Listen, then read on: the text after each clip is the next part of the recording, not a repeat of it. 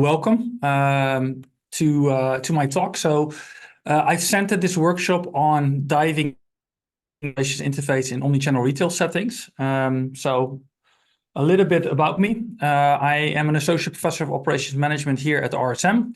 I have a master in econometrics, logistics specialist, but I've spent quite some time as an assistant professor in marketing, and then moved in a way back to operations, where I'm now an associate professor of operations management. But I would say that most of my research is on retail, so I feel maybe more a retail scholar than a marketing or an operations scholar, and I work really on the intersection of both fields.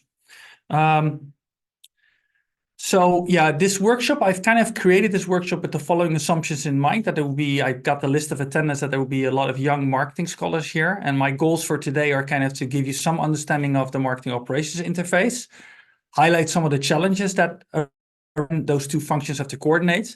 And finally, along the way, kind of discuss what I believe are promising avenues for future research. And right, they're quite eclectic in a way, where I all go to popular media, with practitioners, my own research and published research.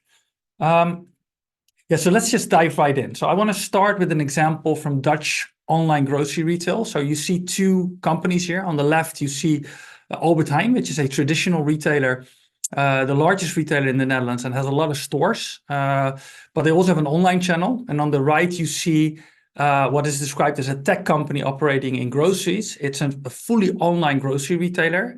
And together with Albert Heijn, they split the revenues in the online channel. So together they have about 75% market share of online grocery retail. So it's kind of interesting to compare these two models, where Albert Heijn has a much larger assortment that it offers online, so 23,000 SKUs at the moment. Picnic offers a much smaller number, right? So less than half. It used to be a 1/3. And whereas Albert Heijn really from the assortment, Picnic really starts from operational efficiency. So Picnic, because it has a smaller assortment, it has lower picking costs, right? So some of it is still manual, but most of it is automated. But even in automation, if you have less SKUs, picking costs become lower. And then if you look at delivery, so these are the trucks of Albert Heijn on the RSM campus, the Erasmus campus. These are your standard trucks, right? So the person has to climb in, get the groceries out, and deliver them to the customer. But it's quite different if you look at the Picnic vehicle. So these are the Picnic ones. They're much smaller. They're electric vehicles, which makes them also very sustainable. That's also one of the ways in which they got a lot of money from the Gates Foundation. But one of the great features is that they can open on the side. So you can roll them up on the side, and they have crates. And so delivery is actually quite fast, right? The driver climbs out of the window, the box in the front, which is also made to kind of quickly get in, quickly get out, and can deliver the crates to the consumer. As a consequence of this, as a consequence of having these small vehicles that are able to navigate, even go on bike paths, go downtown centers in the Netherlands, the stopping time is really short for Picnic. So Picnic only has about a 3-minute stopping time, actually 2 minutes 42 on average. That's what the CEO said last week, whereas Albert Heijn has roughly double. Picnic also drives what's called milkman routes. So they actually visit a lot of customers that are close by. So you sign into a specific route. And that means that from customer to customer doesn't take them a lot of time, which means that they can do a lot more stops in an hour. So actually Picnic roughly does twice the number of stops than Albert Heijn does, or Albert Heijn does about 3 to 4 customers an hour. Picnic does double of that, much more reliable. And as a consequence, their last mile costs are much, much lower than Albert Heijn, right? So here you see one business model, traditional, starting from the marketing assortment, a traditional retailer that's now trying to expand into online retail. On the right, a company that's really designed for online retail and starts from an operational efficiency point of view. So now what's interesting, in 2020, Albert Heijn started this. And I've jokingly called this the Picnic clone. Because it looks a lot like the Picnic vehicle, right? It's a very small, also electric vehicle, opens on the side, has crates. So I jokingly called this to the CEO the Picnic clone, and he said, well, he fumbled a bit. But they started in September 2020, and the idea was that there was a smaller assortment, so they would only offer 6,000 SKUs to choose from, so only 4 rolls of toilet paper, because they don't fit in that small. So they would basically take the Picnic route, and it'd be smaller minimum order amount. So mimicking Picnic, where there's free delivery, I think, if you order 25 euros or above. So quite interesting, right? They're trying to imitate the business model of their competitor. But what's interesting that in, about 2 years later, they discontinued the service. in 2022. Now, I spoke to a very senior executive at Ahold Delhaize and asked him, what's going on? Why did you discontinue this? Why didn't it work? And the answer was actually quite interesting. The answer was, well, with Albert Heijn Compact, this service we started, we actually found out that we were suffering because all of our customers were used to seeing these large assortments in our stores, right? So in a big store of Albert Heijn, there would be somewhere between 25, 35,000 SKUs. They had their favorite tomato sauce, their favorite peanut butter, and all of a sudden now we were not offering that to them channel. So here you see there's benefits of omnichannel, right? Customers in one channel, you can serve them via different channels, but there can also be disadvantages to omnichannel, where you're actually hurt by the fact that you're represented in multiple channels and coordinations and expectations travel across different channels. And so this is kind of the first takeaway, and I'm going to do this. I'm going to actually stop every now and then and list the takeaway, and then at the end kind of revisit them. If you look at the literature on omnichannel, be it marketing, operations, information systems, you see a lot about where omnichannel is always seen as just a good thing. So being more omnichannel is better, more integration is better. There's actually very limited studies that also look at the cost of being omnichannel, right? So a cost-benefit analysis. And I think there's a lot of the potential for work there. There's some work where, my good colleague Santiago Galino has classified what the costs are of ship to store, not just the benefits, but also looking at the inventory cost associated with that business model. Okay, so this is kind of a little thing to kick us off. Sorry, I would have a question there for you right away. Yeah. In my experience, retailers are often hesitant to share costs with you. What's your experience there? And I think oftentimes they also maybe don't know what's the cost. For example, for a single return, what's your experience there? Yeah, so I think I do not necessarily have the hesitation, but it's indeed the not knowing what the costs are.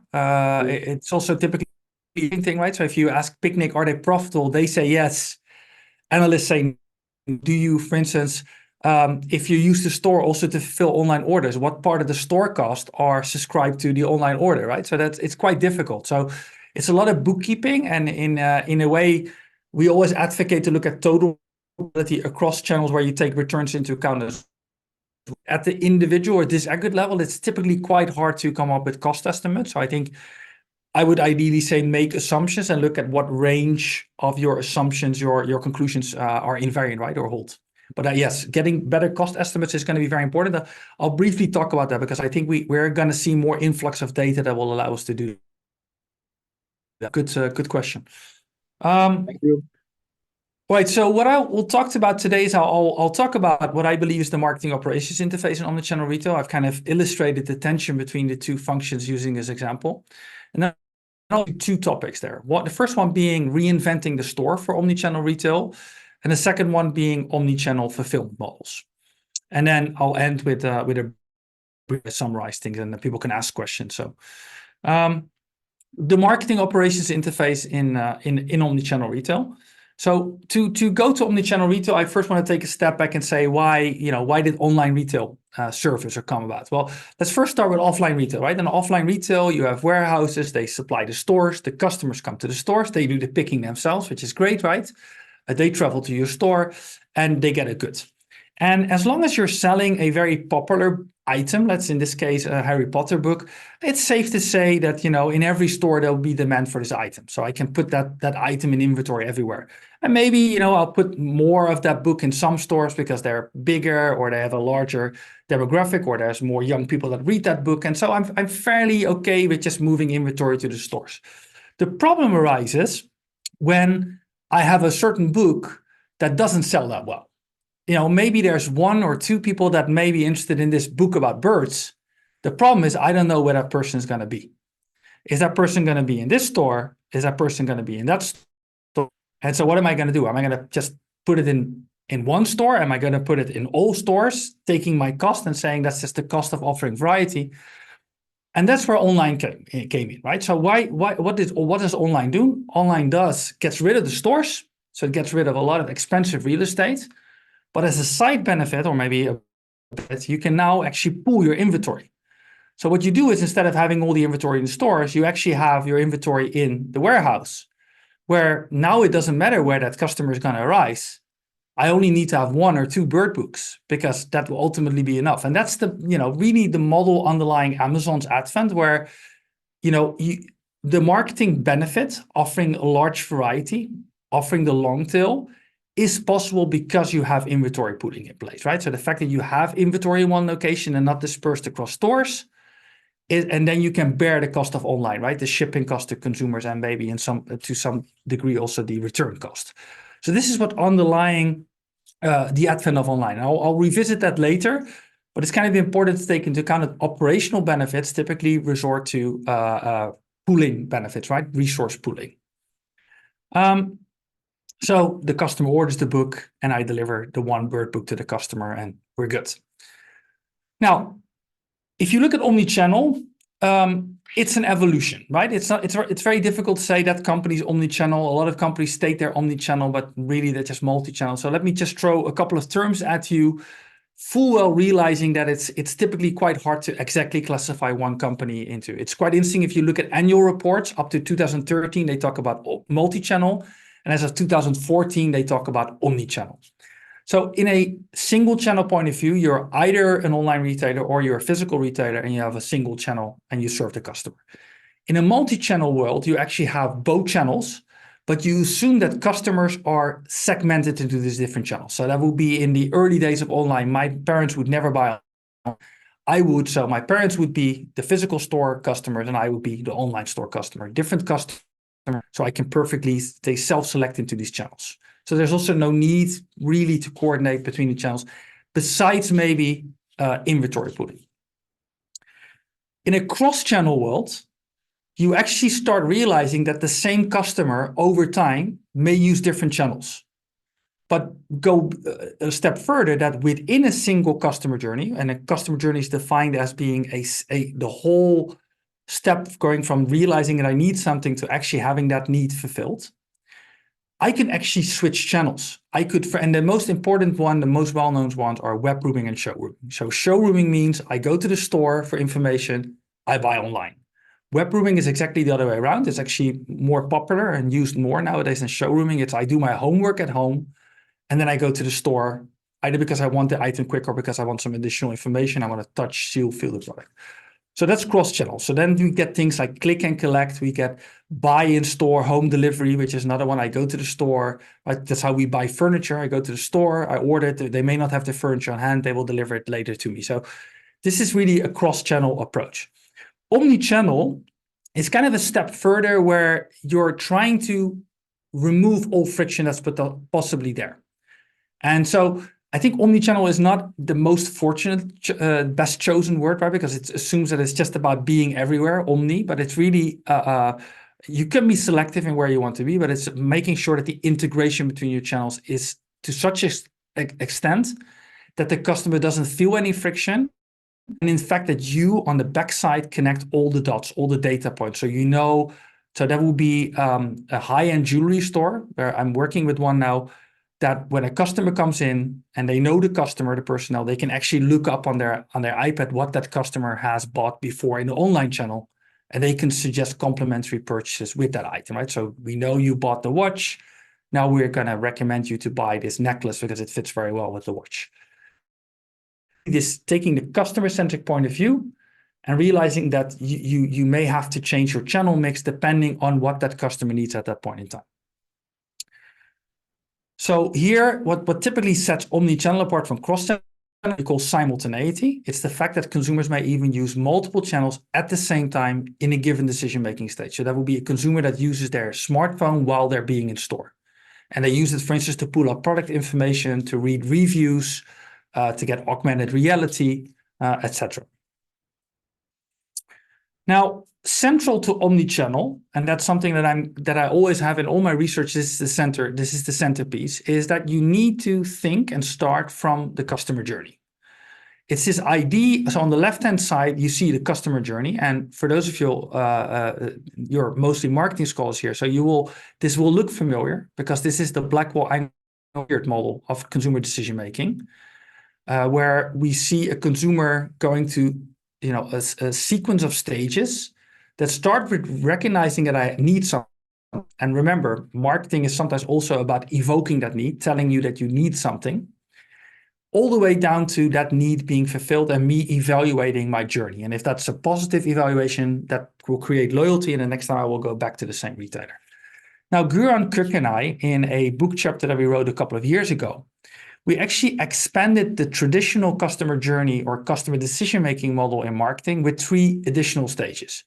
In the marketing model, you would see after alternative evaluation, you would see buy, purchase, which would assume that magically the product would immediately change hands with the consumer. Nowadays, however, with online and omnichannel retail, purchase does not automatically mean I get the product at the same channel, at the same place, at the same time as I'm making the purchase. I could very well buy the product and then pick it up in the store later. Reserve the product and pick it up later. I could buy it in store and have it delivered at home later. So we need to separate what we call order and fulfillment. And it's important to realize that the consumer is very actively involved in the fulfillment stage. They have to make all sorts of decisions. What time slot do I pick? Am I going to stay home? Am I going to go for curbside pickup? Am I going to go inside the store? Am I going to also look at other things? And finally, returns. When we talk about online on channel, we need to talk about returns, right? So returns is also an important phase in which a retailer makes a lot of decisions that are affecting both the marketing operations functions. I think by now you could also expand this framework by including repairs, because that's obviously something that's going to grow a lot too. Now, this is kind of my second kind of takeout from marketing schools, is that there are marketing, having a PhD in marketing myself, marketing is full of really great theories, right? There are a lot of grand theories in marketing about consumer decision-making, about what's driving, what is making them act or not. But I believe there's great potential in taking these theories and see the degree to which we can apply them to operation problems, or in a way maybe extend them to make them more applicable to operation management, such as we've done with the classical model of consumer decision making, right? So I think there's a lot of potential there on the theory side. Now, the marketing operations interface is in a way a balance, because in a firm, you typically have these 2 functions that have to work together to make sure that the product reaches the consumer at the desired channel. So basically generating revenues, getting customers to buy, but also doing that in a cost-effective way. So if you look at marketing, then we could typically say that they're tasked with ensuring that there is a stream of revenues, that you're using your marketing budget or your marketing spending in an effective way. Effective meaning it leads to short-term revenues and long-term revenues. And typically one metric we could look at total CLV, right? So we can compute the customer lifetime value over customers, sum it up, and that's sometimes seen as the value of the firm, right? The value of the firm would be the sum value of all the customers. Operations, on the other hand, is typically tasked to make sure that whole process, that all the promises we make are done or delivered in a way that's cost efficient. So they talk about efficiency. And then you talk about things such as resource utilization. Am I using my resources well enough? Do I not have a lot of too much idle capacity? Is it reliable? Is it cost effective? Does my inventory turn quick enough? And you could easily see how these 2 things can be in tension, right? If I want to generate revenues, maybe I should offer a large assortment, because then everyone finds what they need. But obviously that's going to increase my inventory cost a lot, right? So the operations function is not going to be very excited about that. Now, why? So if you talk about efficient operations, it's kind of good that there's a lot of ways in which you can look at efficiency. But there are kind of 2 things that I'll touch upon today. And the first one is that efficient operations typically entail resource pooling and high capacity utilization. So resource pooling meaning I make sure that I can actually use the same resources in different ways in such a way of the resource. So that, for instance, could be inventory, right? So instead of having inventory in the stores and online, can I, in a way, pool that inventory and use it for both channels? Whereas high capacity utilization means I'm certain resource close to its maximum capacity, right? You can never completely maximum capacity, because then you don't have the flexibility. But that means, for instance, driving it full trucks. You don't want to drive and supply your stores transporting a lot of air. That doesn't make a lot of sense, right? So then you would be losing a lot of money. So the marketing operations interface then in omnichannel retail typically requires any kind of decision that involves both, being able to provide a superior customer journey experience and at the same time, a reliable and efficient product flow that requires some level of coordination across channels to do that, right? So you have two objectives in mind. One is superior customer experience, and the other one is efficient product flow. And those need to go hand in hand. That requires coordination across different channels to make sure that you find the right balance, the right tuning between these two. And I'll come back to that over the course of this workshop. Now, why is this so important in omnichannel retail? But why is it even more important in omnichannel retail? Well, it's even more important in omnichannel retail because think back about the consumer decision-making model I showed you, nowadays the consumer is more involved in fulfillment decisions. So as consumer, we don't just go to the store and get our product or online. Now we have to decide, are we going to buy online, pick up in store? Are we going to buy online, return in store? Where are we going to buy? Where are we going to fulfill? Where are we going to return? So consumers have to make a lot of decisions. And at the back end, information the retailer feeds me has to be typically real time. When I look whether I can pick up this item in my local store, the retailer needs to immediately know whether that item is in inventory. You talk about pre-pandemic or the beginning of the pandemic, they would tell you, we'll come back to you in 4 hours and let you know whether we can actually do this. That's nowadays would be unheard of, right? But that was in the beginning where most retailers were. We may have the item in inventory, place the order, and we will confirm it. And that confirmation window could take as much as 4 hours. Nowadays, most retailers want to be able to give you instantaneously tell you whether they can deliver that promise. Consumer expectations have also been inflated with respect to fulfillment, right? So we kind of magically expect everything at our doorstep. We went in US from 4-day to 2-day to next day to same day. In certain markets, the same hour delivery, right? So expectations have grown a lot. In a part also driven by a lot of money that venture capitalists have burned. And so there's this lot of real-time decision making there. And so all of this requires also large investments. And so should I as a company invest in reducing my shipping time from 2 to 1 day, right? I was talking with Adidas and they basically were thinking, should we cut shipping times, delivery times? Well, then there's a whole discussion with the operation people said that this is the cost. But then they also need to know the benefit, right? So you need to do some kind of CLV analysis where if we reduce the shipping time by a day, how much more a customer is going to spend in the future? And after you've done that analysis, you can go back to the operations people and say, that's the cost. We know the benefit, profit-wise, this makes sense. So it requires a lot of coordination between these two functions. And that is more complicated than omnichannel retail. Now, to make it even more complex, both marketing and operations don't have to just work with each other. They also have to think about sustainability because that is an incredibly important topic nowadays.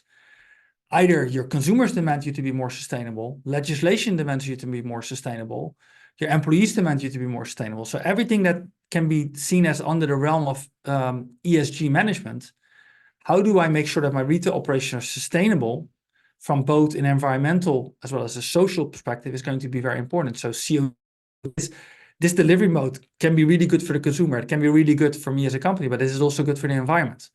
That's increasingly a question that retailers will have to ask themselves, especially given the fact that, for instance, in the EU, there's a lot of legislation coming up. So this is something that's probably a nightmare. If you whisper this into the ears of a CEO of a retailer right now, they'll probably wake up sweating. The CSRD, the Corporate Sustainability Reporting Directive, in effect as of the beginning of this year, as of January 2025, retailers will have to do a lot of extensive reporting on what they do in terms of sustainability, what's risk mitigation in terms of sustainability. And today they accepted another one, which is the due diligence. So that's another extension to this that just got accepted earlier this morning by the European Parliament.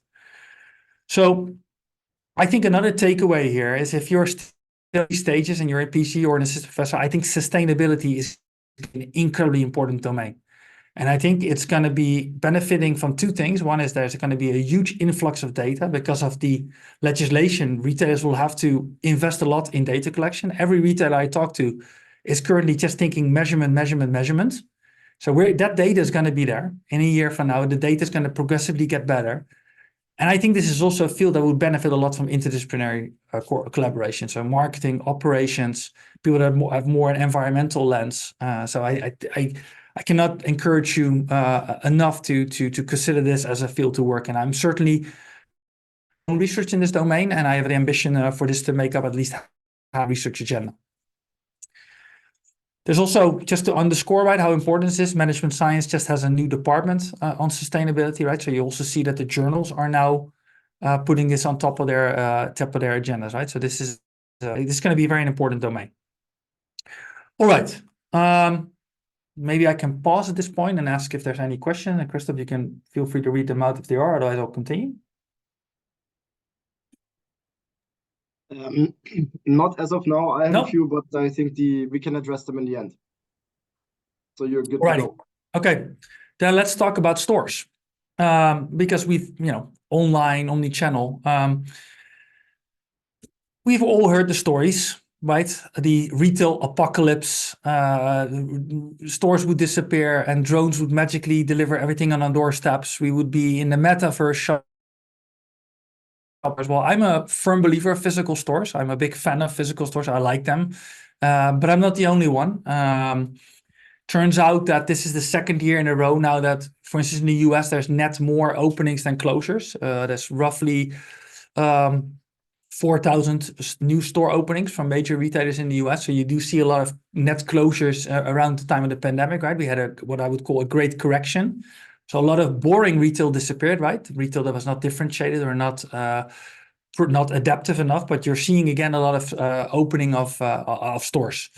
You also see that it's mentioned a lot at earnings call, right? So during earnings call, this is a topic that CEOs, CFOs mention a lot, right? So talking about store openings, expansion, about changing new formats, etc.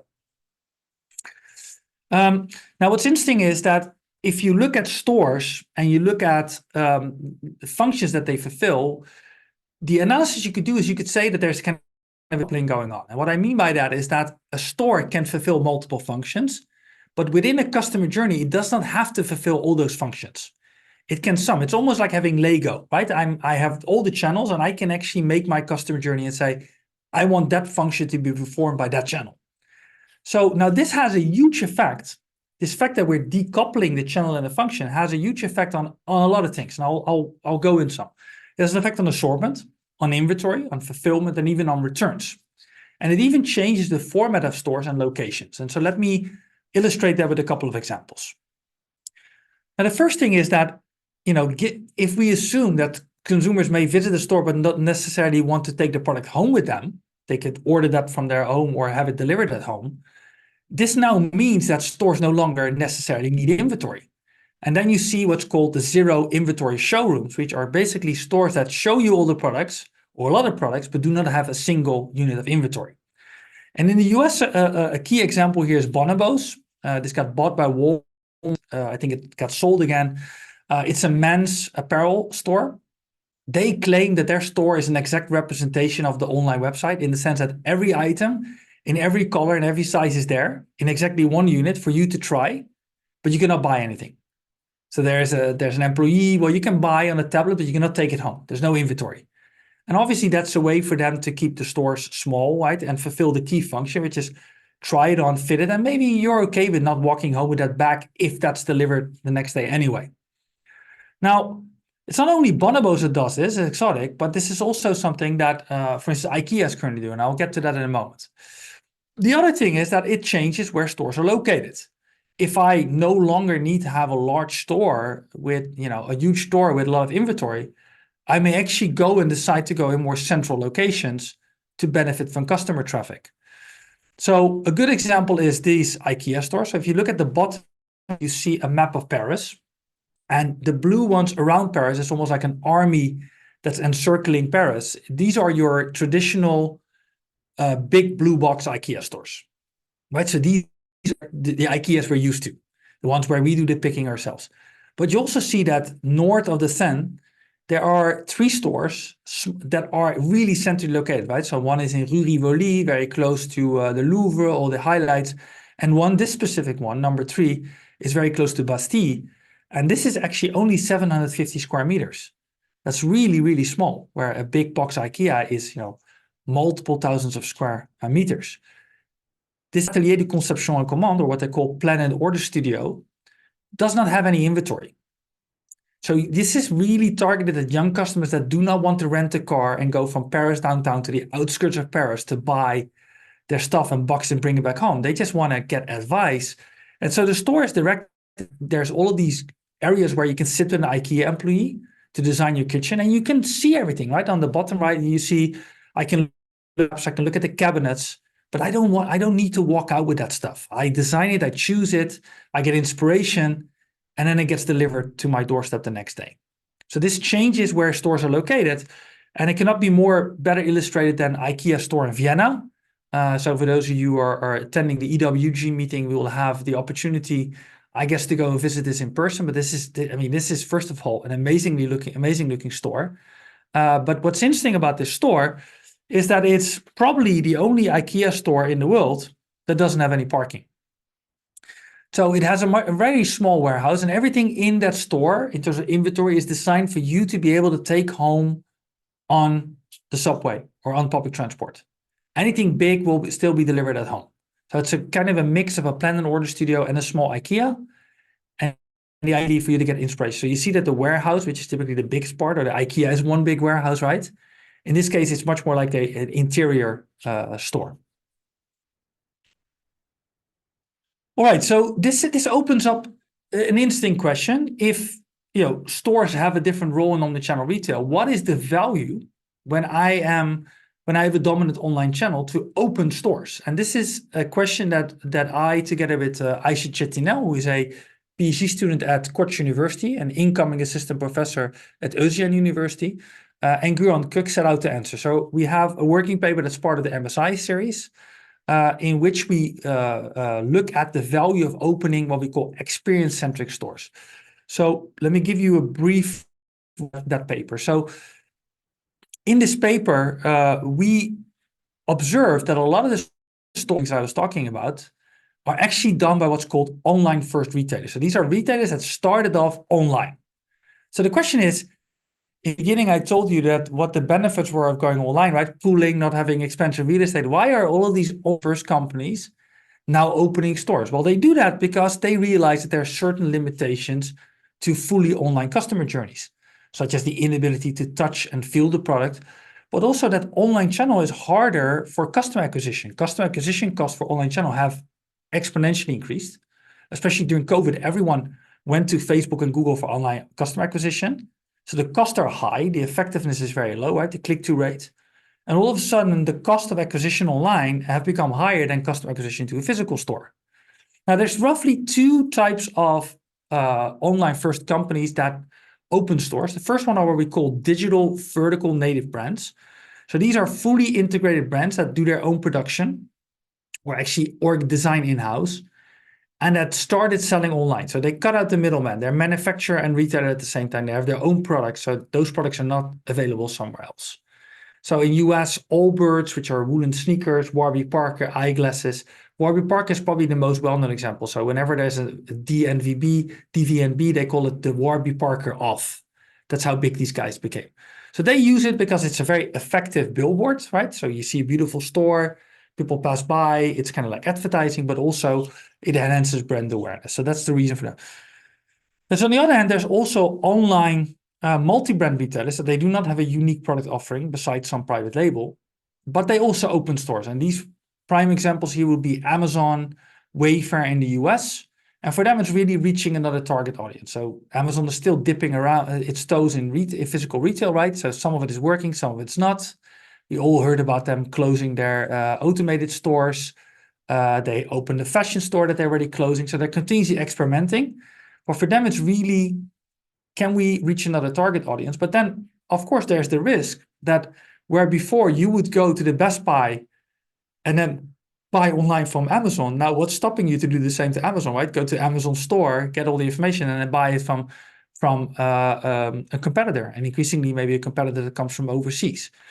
So we focused on these type of retailers that do not have a unique product offering. So if they open stores, whereas they already have a website, what is the benefit to them? And so the interesting thing first is that if you look at these kind of store openings, that they seem to be really a bifurcation where these retailers are opening stores that are very small or they're very large. So the small ones are really convenience-centric, AAA locations. The large experience ones are meant to be really huge, experience, a lot of knowledge, a lot of assortment curation, right? So we were also kind of interested to see to what degree to which a store format would matter. So we have small on the one hand, so IKEA is opening up these small stores. On the right hand, we have more the large experiential, which is, for instance, Canada Goose. And Canada Goose has, for instance, these snow rooms where they actually simulate snow. Because if you're about to buy a jacket that's $1,200, if you're going to try that jacket on in a very warm store, you're not really feeling the benefit of that jacket, right? But if I make you a snow room where it's minus 12 Celsius, so what is that, like minus 50, like so it's very cold. It becomes more compelling to buy the jacket.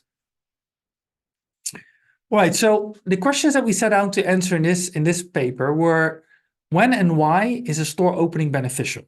And to what degree, and so what's the relevant metric? The relevant metric that we study is total across channels, right? So online and store, net revenue. So gross revenues minus return. So net revenues, you look at online and stores. And why is that important? Because, well, if I open a store, but I'm just going to cannibalize my online channel, I may be penny wise, pound foolish, right? All the benefits I accrue in one channel are just consumers shifting around and I'm not benefiting anything. May even be more expensive. Net revenues are important because if the stores really change the return rate, I may sell a lot more, but if my return rate goes up, it may not be such a good thing, right? Now, in the literature, typically what's been found is that a store opening also increases online. That's called the halo effect. And the idea is that the store serves as a billboard. I see the store, reminds me of the retailer, or I go in, I talk to the employee, I try things, and then I go home and buy things online. So it's been found that store openings typically benefit the online channel. And in terms of return rates, there's not a whole lot of research.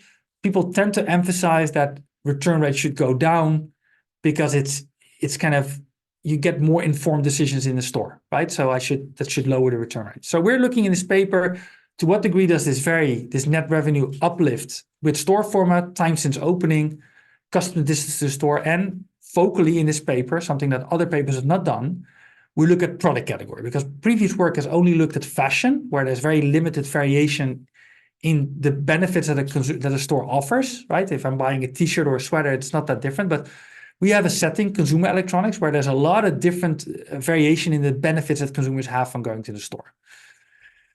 And so we also try to investigate how that net uplift comes about. Am I attracting a lot of new customers, or am I activating my existing customer? Because so far, the literature is focused mostly on this new customer acquisition.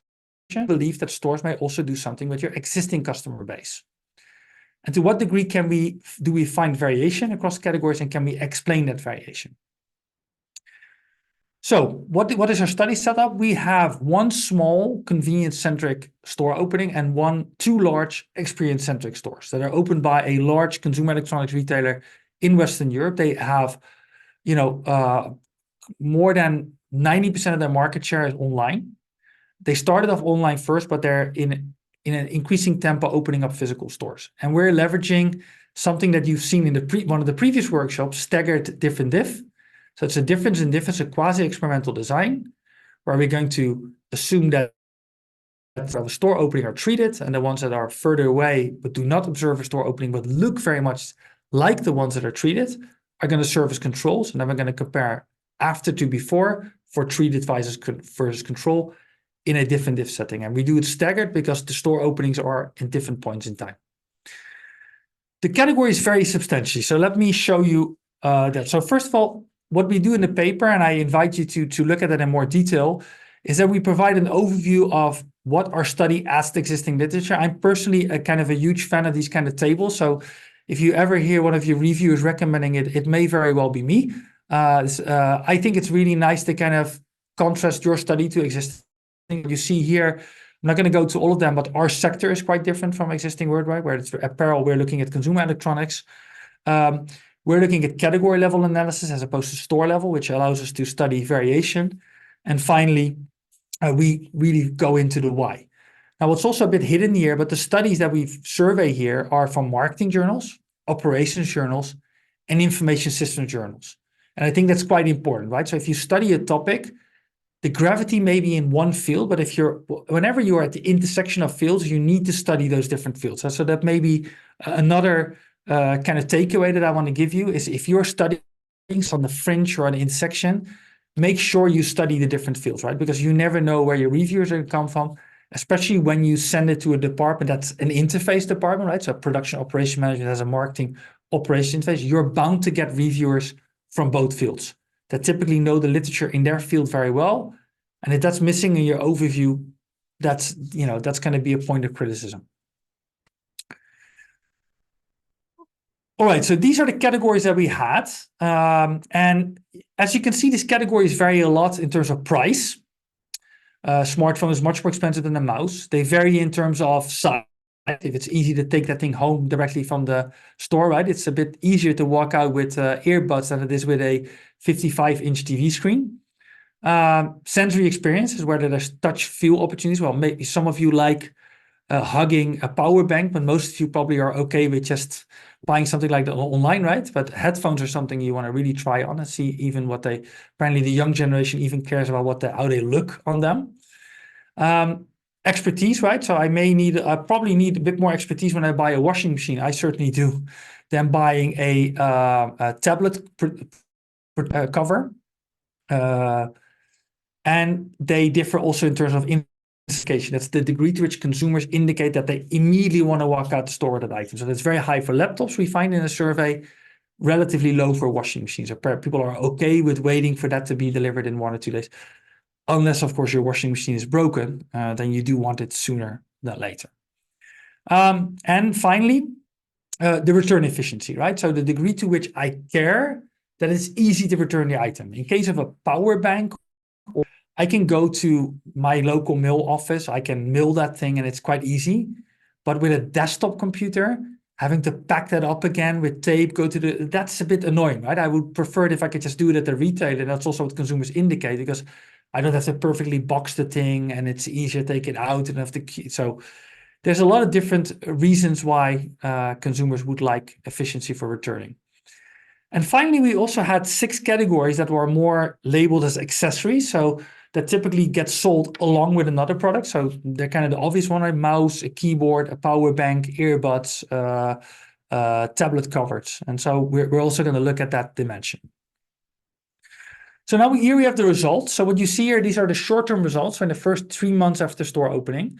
You see large store 1, large store 2, and the small store. And what you see is the top bar, the dark gray bars, are the total across channels net revenue uplift, so how much more net revenues I make. And you see that for the large store 1 and 2, these are north of 20%. So the retailer, by opening a store, makes 20% more total net revenue, which is really, really sizable. The small store, you see that there's a small uplift, but it's not significant. What's also interesting to notice is that the online channel does lose. Whereas previous work has always found that the online channel also benefits, there's a halo effect, we actually find that the online channel loses, and it actually goes as much as minus 12% for large store 2. And we subscribe that to the fact that in our setting, in the markets where the retailer opened these stores, there was a very high brand recognition of the retailer. And typically you do see that the online channel benefits in situations where the retailer does not have a lot of brand recognition. So I'm not known yet, then the store serves as a billboard, but if everyone already knows the retailer, that billboard effect is going to be much less pronounced. So we find that this focal retailer is also expanding now across the borders in different countries. And there they are reporting these halo effects, because in those markets, they have much less brand awareness, brand recognition.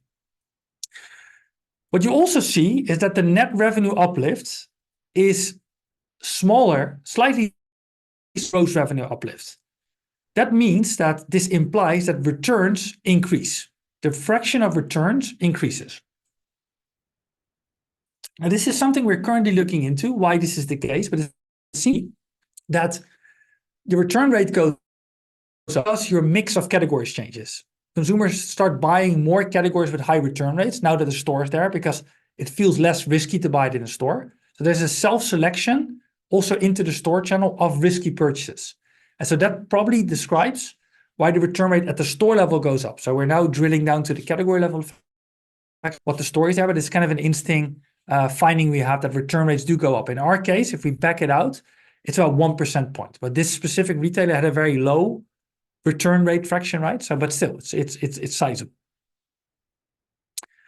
Now, diving into how this net revenue uplift comes about, we find primarily to attracting more customers, new customers, and getting your existing customer more.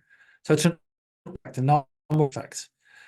What you see at the bottom is that in terms of order composition, how much they buy or does very little. So it's not that the store does a lot more upsell or cross-sell. It's mostly just attracting new customers and attracting existing customers to come more often. So yes, at a customer level, the total basket value in a period increases, but an individual basket value does not change that much. Then the total net revenue uplift per category. So what you see here is a forest plot. And you see that there's quite a bit of variation across categories, right? Where desktops, you sell more than 150% more of them after you open a store. You see that washing machines and dryers, they do much less so. And so so the question then that we then had is what explains the variation in these effects, right? If you look at this, you could say, well, maybe desktops and TVs are quite sensory products, right? A dryer and a washing machine are very functional, and so maybe that's one thing. We see some of the accessories quite high. Why is that? So we started to look into this, and what we did is the following. So we came up with this theoretical framework, and this is, again, I think, interesting, right? Where we're trying to apply a theory that's used a lot in marketing, the theory of reasoned action.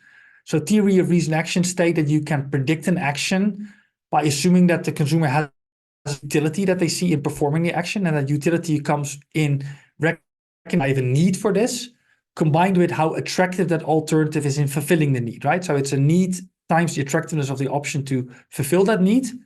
That will define my utility. And so you see here that we kind of look at 3 stages of the journey. So the information search, pre-buying, the fulfillment stage, right? So do I get it quickly? And the returning stage. And so we look at benefits that consumers seek in these 3 customer journey stages. So we have 4 benefits, 2 in information search, 1 in fulfillment, 1 in returning. And then we measure in a survey consumers' needs and consumers' perceived attractiveness of the store over the online channel. We pre-registered this experiment, and then we collected data online with between 50 and 100 respondents for each of these categories. We combine them up to an overall utility that the store has for a category. So I'm not going to talk about the individual components. I can tell you that information search is the most important one, but read the paper for more details. But I'll now look at the store utility, because what we were interested in is to what degree does the store utility in the survey data explain the variation we find in net revenue uplift. So do categories where consumers expect the store to offer benefits also result in the retailer selling much more? So is this a potential way to explain the variation? So what you see here is a regression, a fitted regression of, on the y-axis, the net revenue uplift, so how much a retailer sells more in the category after store opening. And on the horizontal axis, you see the mean-centered store utility. So first of all, you see a positive association. If consumers perceive more utility, on average, there's also a higher uplift. The R-square is 0.4, which is sizable. And what's also interesting now is if you plot this, you can actually say, well, there's also certain categories that do a lot better than what you would expect based on the store utility. These are so-called overperformers. So why is it that a desktop is already quite high in terms of utility, but it does even better, right? And TV is the same. So we asked this to the retailer. We went to the retailer and say, this is what we find.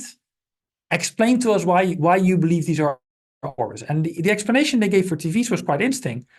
For TVs, they say this is a strategic category to us. This is the one where we're trying to compete with a offline retailer, in this case, MediaMarkt. We're trying to really steal market share. So what we do is when we open a store, we bring in the best TV salespeople of other stores in the first month to sell these things and to try these. And so this is what you see. You see that TVs has this massive effort. Again, it's maybe a marketing benefit, but behind it is an operational decision to move some of your store labor around. So it's quite, and we asked the same with the underperformance, but again, it's in the paper. I don't have the time to go into that right now. The final thing I do want to talk about is accessories. Because why does a tablet case have so much net revenue uplift, whereas consumers expect nothing from the store? So consumers have little expectation, but there's a high uplift. Well, this is quite interesting. You sell tablet cases because you sell tablets. So accessory uplift is not explained based on utilities. It's explained whether you sell the primary good or not. If you sell the primary good a lot, you're going to sell the accessories too. And that pattern is consistent with phones and earbuds, where you see that they're exactly roughly at the same level of net revenue uplift. If I sell more phones, I'm also going to sell more earbuds. By the way, accessories do better over time, which was also an interesting thing that we talked to the retailer. Why is that? They said, typically we have new employees in the store and it takes them time to learn to sell accessories. In the beginning, they're very much focused on selling the primary goods. Over time, they get more comfortable and then they also get better in selling the accessories, which is also a very interesting finding. So kind of a takeaway that I do here for young scholars is something that I see little in papers. And to be honest, I'm also guilty of it myself more than once, is you work with a partner, you get the data, you may present it, but also ask them to reflect on your results, right? So does this make sense? Do you recognize this? And make that part of the paper. So in your discussion setting, write that you've discussed this and write the interpretation of results. I think that there's a lot of benefit in showing that your results make sense, that there's face validity in seeking an explanation for those results, right? So I think that's a kind of a great thing to consider. All right, let me pause at this point and look at you, Christoph, if there's questions. Not as of now, so you're good to go. People can save them to the end, so I'm here. Exactly. I can stay longer, no worry. All right, so the last kind of content-wise thing that I want to talk about is omnichannel. Together with Sander Leeuw and Alexander Hübner, we wrote an editorial last year in the Journal of Operations Management, and I think the shiny thing in this editorial is the table 1, which lists all the omnichannel fulfillment models and the fulfillment model, what the customer benefits are, what retailer opportunities are, what retailer threats are, and what key decisions are that have to be made at the marketing operations interface. And I'm going to illustrate 3 of these models. So there's a lot of these models, right? So these are in a way all the omnichannel. And this week or a few weeks ago, I stumbled upon a new one that I'm working on. So at some point, this list will grow. But what I'm going to talk about today are 3. I'm going to talk about the one that you probably all know, click and collect. I'll talk about buy online, return in store, and I'll briefly talk about ship from store, because ship from store is a great way for me to revisit this graph I showed you on online retail.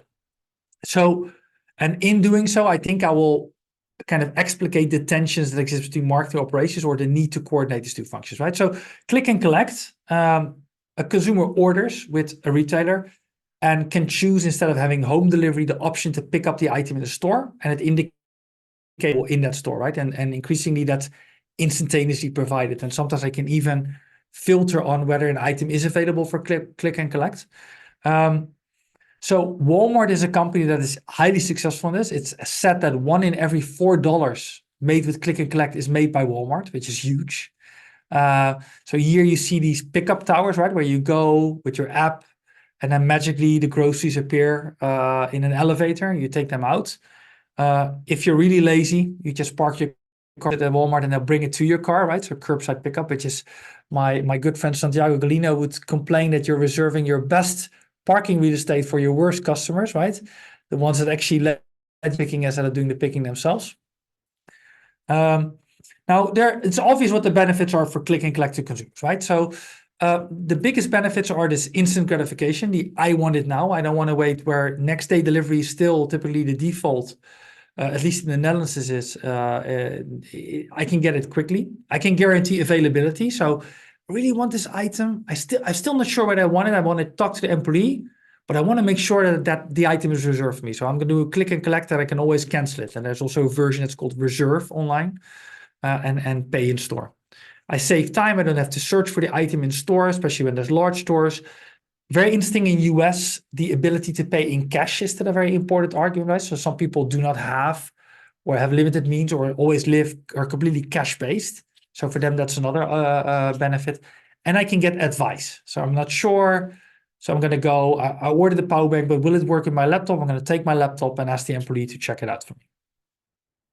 To retailers, the benefits that are often cited are, I get the consumer in my store. Marketing point of view, I'm building loyalty. I'm giving them an experience that my online pure competitors cannot. I learn more who my consumers are. I save on last mile delivery cost, although There may be other costs associated with it, right? The click and collect handling cost. And there's potential for this is something that's always mentioned, and I always think that retailers exaggerate this. So they always say when the consumer comes for a click and collect, we sell them extra things or we sell them more expensive things. I don't know about you, but when I go to a retailer for click and collect, it's very little that I actually get an employee asking me whether I want something more, better. A few cases they ask me, you're buying this, do you know you also need the cable, etc. So there's a lot of benefits for retailers. But there are a lot of challenges too. And these challenges were very clear at the beginning of the pandemic, where click and collect for most retailers was non-existent. They realized that they need, in order to offer this, they needed to have an accurate store inventory system. Most retailers didn't have this. I had a retailer where I ordered something online with a pickup in store, and they actually ended up shipping it from the DC to the store. Whereas when I went to the store, I saw they had the same item, 4 of those on the shelf. They didn't know, so they just decided to send it from the DC with regular mail. So spending €5 on shipping something from DC to store, something that you already have in inventory there. So it's information system, online inventory, store inventory. So that's been at the beginning of the pandemic. Some of them really like agile scrums where companies in 5 days put this together. At the back with duct tape, all the systems were held together. Now every retailer, I think, has invested in this. Sometimes in a department store, it requires you to do a manual check because yes, I have that dress in size 36, but whether it's on the shelf or someone left it in the dressing room, that may be quite hard, especially when all your inventory is in store. And organizing these checks and the pickups in such a way that it doesn't disrupt your employees actually serving your in-store customers, right? If I go to the store and I'm trying to get an employee and I see that all the employees are busy doing click and collects, I get a bit annoyed, right? Next time I'm not going to go to the store anymore. So doing this is quite hard. And so you see a lot of investments here. So what you see here, this is Zara. This is the store in Rotterdam. It's currently the largest Zara in the world. It's 9,000 square meter. And Zara is heavily investing in technology that allows them to cut the cost in things such as click and collect. So what they have is that they have this machine I go to with my QR code, and it will actually box with my item. So this is a great way of kind of automating the click and collect process. Now I don't need an employee; it will not disrupt. I put it on the site, etc. An interesting question, and let me pause and let you think about this first. Like, is click and collect more environmentally sustainable? Because that's what a lot, right? So yeah, if now I don't have to do home delivery, consumer comes to store, so click and collect is a great way for us to become greener and cut CO2.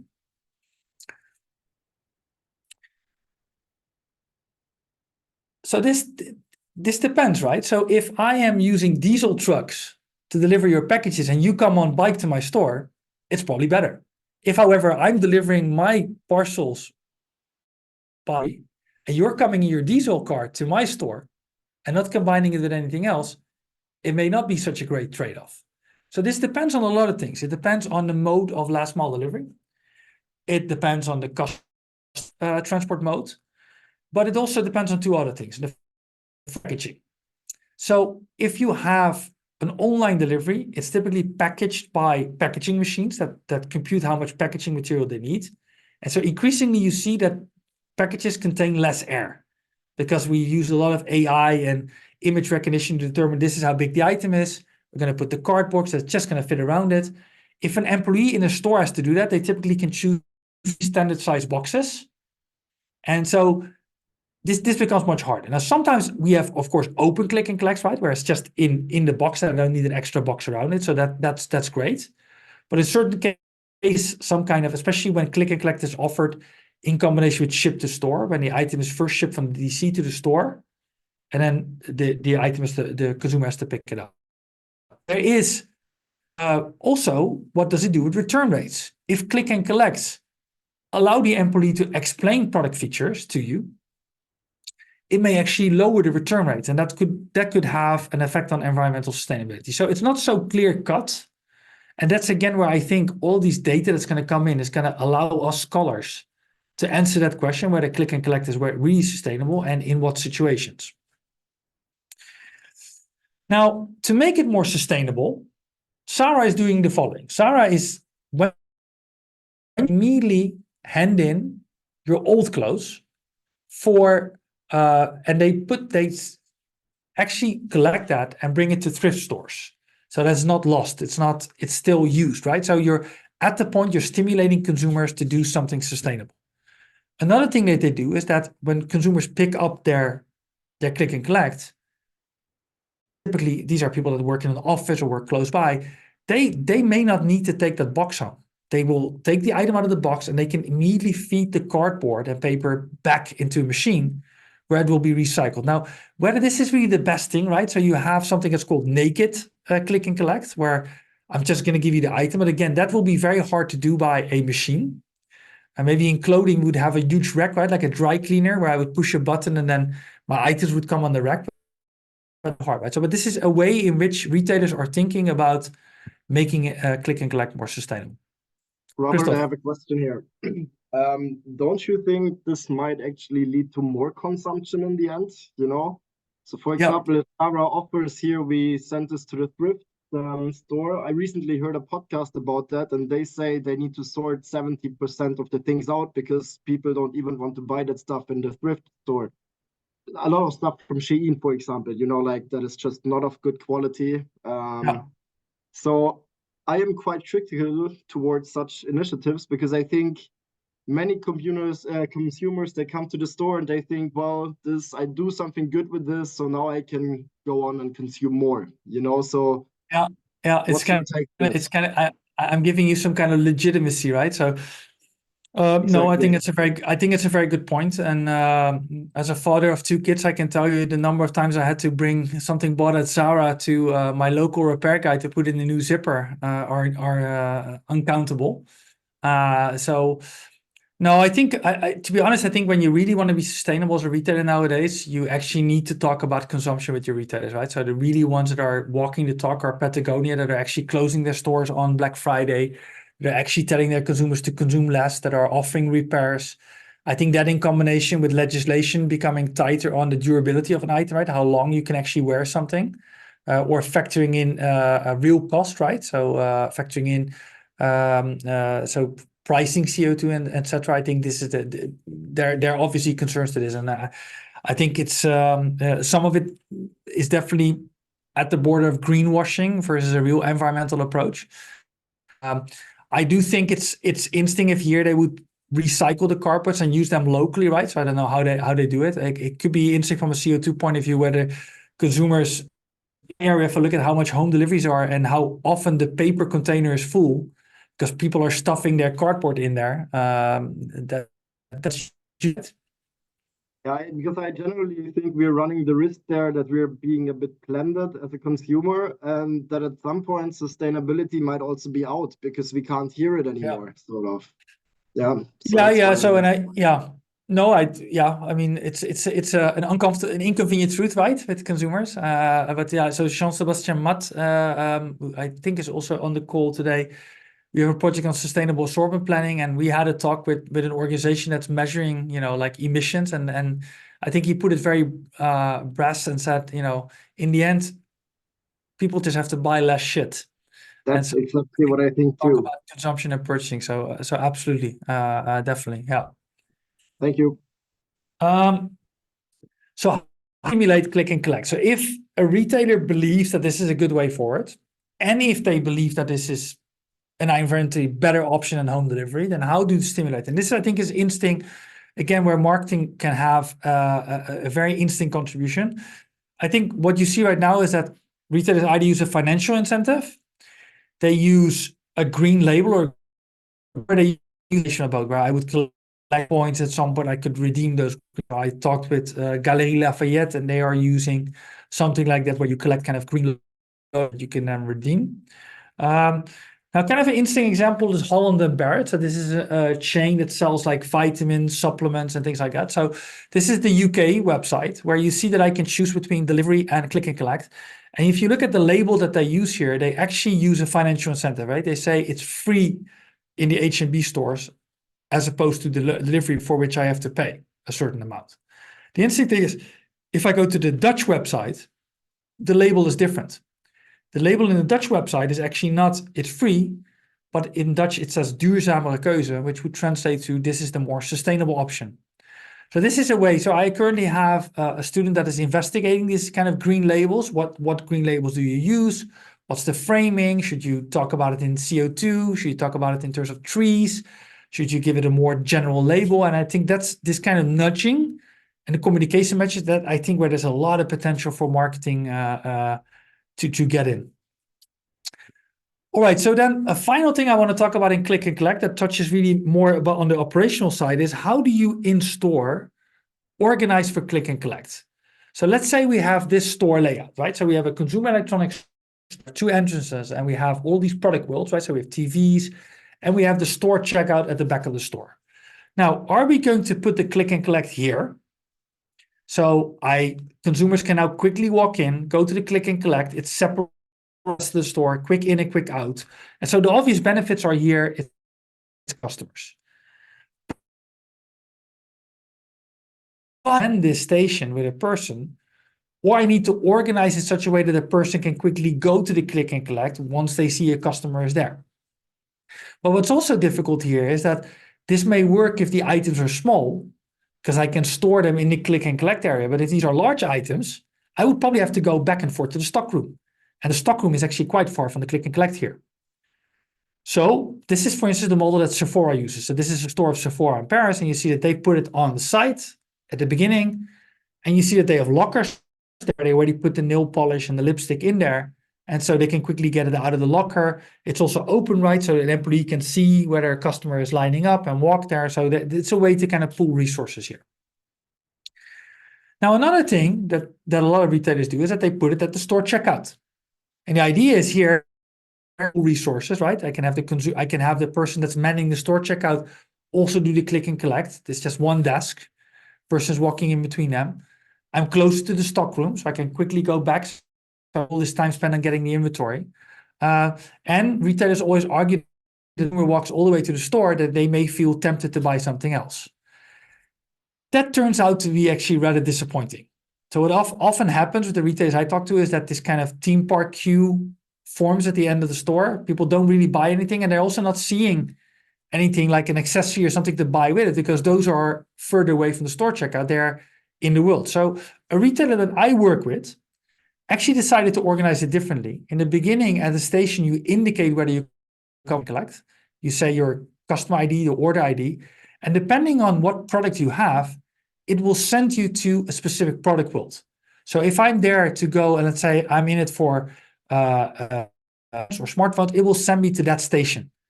Now I have little stations there where there's a person that can check on the computer that they're already using, right, to advise consumers. And then maybe a little locker below. But now when I'm getting a headphone, there's power banks there or there's other things there. And now so what they found is when they did this, they had a 10% point more cross-sell for smartphones. So people buying a screen protector, a cover, because they were waiting for their phone to be taken out of locker. And while they were doing that, they saw or the employee would make an effort, and instead of having to walk the consumer all the way to the accessories were right there. So here you see that even such a thing as locating the click and collect again requires marketing operations to look at this together and say, what's the cost of this in doing labor, in pooling in resources, and walking to the inventory stockroom, but also what's the potential upsell, cross-sell when we organize it differently.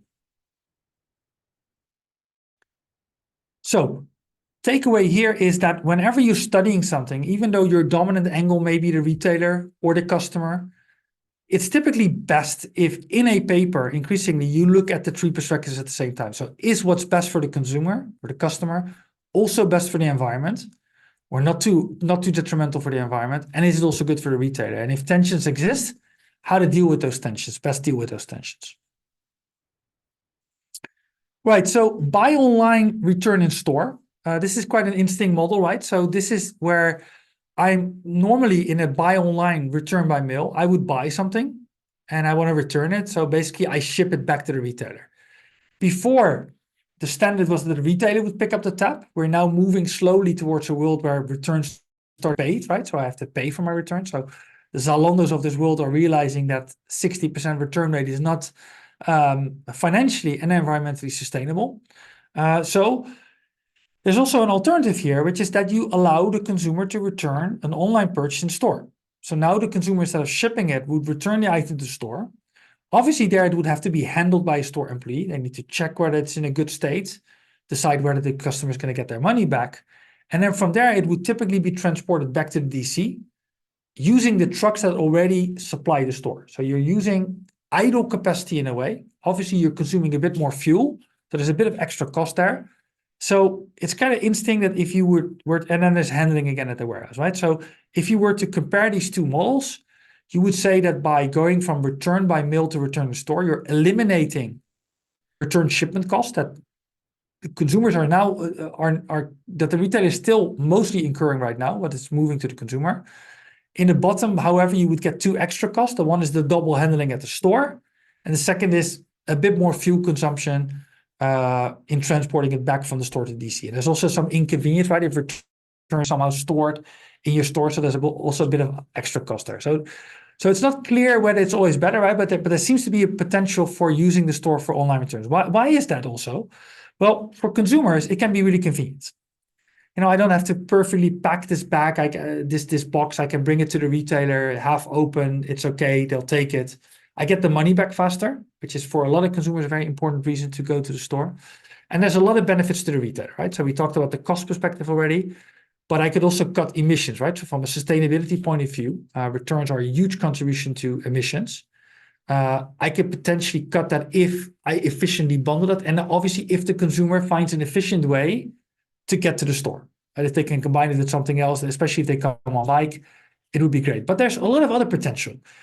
By talking to the consumer, why are you returning this product? I learn, and I may actually be able to cancel the return. Maybe they didn't understand the features. Maybe they needed a more expensive version of the product. And so it's been found that retailers that effectively do that even increase the satisfaction with the return process. So again, automation can be used here. Again, the example of Zara that is actually automating online return. So again, to Christoph's points, this may actually open the floodgates to return, right? If you make it super easy to me, so this may environmentally not be the best thing to do, right? And maybe that consumers are now going to think, wow, it's so easy to return. I work downtown. I'm just going to order everything online, fit it the next day. And then the next day at work, I'm just going to drop all this stuff as opposed to having to go to the mill office. So whether this is better environment, absolutely not a given, right? So again, that's where I think studies that take all the costs and the benefits into account are desperately needed. Now, despite the fact that this may potentially be an instinct model, you still see that very little retailers consciously advertise it. There's a lot of retailers where I buy from online that have a pre-printed return label in the box that only lists that I can mail it and do not even mention that I can also return it in store. It's not one, there's numerous examples of Dutch retailers, the department stores, and I have no doubt that across the board it's the same. So how can I sell this better, right? How can I convince the consumer to come to the store if I believe there's benefits of the consumer coming to the store? Well, a few things here. You can highlight returning in store more as the default option. So right, again, that's where marketing comes in. The whole studies on default options on, I could add a green label. I could nudge that it's a better thing to do. I could ask consumers online to give me the reason why they're returning it. So let's say I'm telling you that I'm returning the item because the size is too large. If I know that I have one size small inventory in the store that you typically frequent, I can tell you, why don't you come return the store? Because we have that specific item in a size smaller, readily available, and we're willing to reserve it for you so you can trade it at the return desk. You can immediately get that other item. And so nudging consumers, right? An appeal, either an environmental or that you're solving a need. Like handling a return is not solving a problem. The consumer has not met you've not met their need. So the underlying problem is why you've not met their need is something that a store could potentially deal with much better. So if you organize for this well, especially when you can put inventory back into the store, right? So putting in the inventory, this could be a very interesting option. So here I see a lot of potential for marketing research. So I think we're moving from this world of omnichannel to much more what's called omnichannel, where you're trying as a retailer to navigate the consumer to use a specific channel at a specific point of time. And that's where I think marketing research has a lot of potential in using behavioral decision-making and nudging to steer the point most desirable for the retailer or to the environment, or ideally both. Okay, then the final omnichannel film model, ship from store. So I told you before that, in an online we pull the inventory, but in an omnichannel world, I have both my online and I have the store customers. Now, what typically happens, this is still the common, is that the retailer actually has distribution centers. They have a distribution center for the stores, and they have a distribution center for online. Now I have to choose. I'm probably not going to put the bird book that I discussed earlier in the store DCs because I don't know what store is going to sell that. But I do have it in the online distribution center. So this is something that's typically called the long tail. So items that I sell very little, I'm going to reserve that for the online channel. And that typically leads to what's called assortment asymmetry. And this is something that, together with Guran, I wrote in our chapter, omnichannel assortment planning, where you typically see that the dominant form is that the online assortment is larger than the physical assortment. And so some of that online only assortment is kept in the online DC, whereas the offline assortment is kept in the store DC. Now you do see that some retailers actually have one DC where they do both, but this is quite hard because to your stores, you're sending boxes of items that typically have 12 of an item. To a customer is always an individual order. So your picking systems have to be quite different. So what you see is that inventory typically is separated within that large hybrid DC. But obviously you can move inventory around. Now there's very high cost, but if I see that I'm running out of inventory in my stores, but I still have online inventory, I can move it from one to the other, right? Or I can break up inventory. But again, the handling costs are quite high. So this is kind of a problem, right? If I'm doing omnichannel, that I still need these two DCs, or even if I have one DC. So there is kind of a solution to this, and that's ship from store, where I'm saying, well, you know what? How about I actually, there we come back to the operations benefit, pooling. How about if I pool my inventory? I actually put the inventory in the store. And when a customer makes an online order, in some cases, I'm actually going to ship it from the store because I may not have the inventory in my DC. I have it in the store. The stores, in certain cases, if I'm a large country, so China, US, I may have a store that's very close, whereas my DC is much further away. So I can even make the delivery time shorter. So this is a model that Best Buy adopted 2014 under their CEO Hubert Joly, and they beat Amazon for the first time on delivery time because 90% of the Americans were living within 10 minutes of a Best Buy. That's not something Amazon has. So now we see an omnichannel that allows us to do everything that from a marketing point of view we want, right? Offer the long tail, but from an operations point of view, pooling inventory allows us to pool our inventory. Again, there's a lot of challenges with this model, right? So I need to have my customers pick those orders in the store. How efficient is that? I need to make sure that what's the last mile delivery going to be? Typically I work with third party. So again, there's a lot in our Journal of Operation Management paper. So yeah, here you see some of the benefits, and here you also see that Target is using this. And Target is currently saying that 96% of their online orders are shipped from store in the last annual report. And they actually say that they claim that is 40% lower shipment cost due to being closer to customers. All right. That was my deep dive into the market operations interface and my enthusiasm. I wanted to tell you a lot. I could probably spend 10 days, but at some point my wife is going to call where I am. A short summary: customer journeys and business models are increasingly omnichannel. In an omnichannel world, channels and functions do not necessarily have to be the same. There's a decoupling taking place.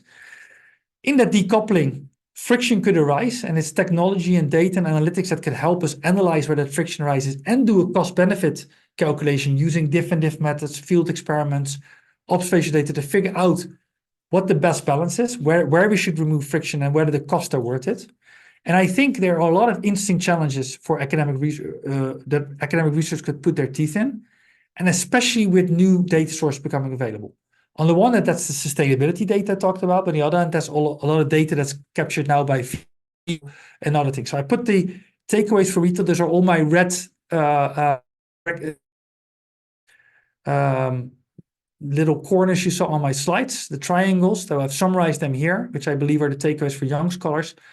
This is a paper that I wrote together with Nicole that talks about all of these new data sources becoming available, also big data, so that may also be interesting for you to look at. We also have an HPR write-up on that, where I think as young scholars, it's kind of interesting to see what new data sources are becoming available. So video data, sensor data, text data, etc.